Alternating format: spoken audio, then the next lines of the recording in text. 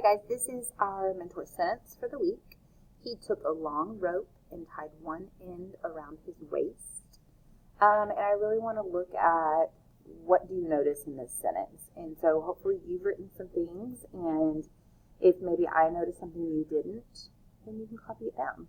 Alright, so the first thing I noticed is that I have the word and in here, but I notice there's not a comma, and I kind of wonder why.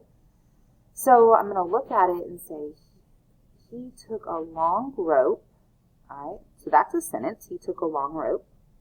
Alright, and here's the next part. Tied one end around his waist. Tied one end around his waist. No, because we're missing our subject. So our subject is he. So he took a long rope and he tied one end around his waist. So he is our subject. So we have something, it's called a compound predicate. A compound predicate where you have more than one predicate. Alright? So that's something I noticed, that there's more than one predicate. Okay, but we only have one subject, he. I also don't know who he is. It says he and his, never says the name, so I know that it's not, they're using pronouns, so I don't know who that is. I don't have that proper noun either. But back to this, when there's more than one predicate, but only one subject, that means that it's still considered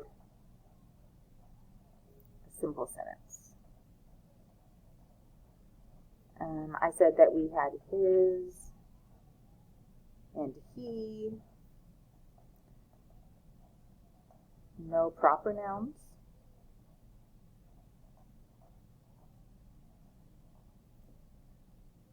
Now we have this really interesting piece right here. Around his waist. We haven't talked about anything like that. But the word around is showing in a location. And when we have location words like this, that is called a preposition.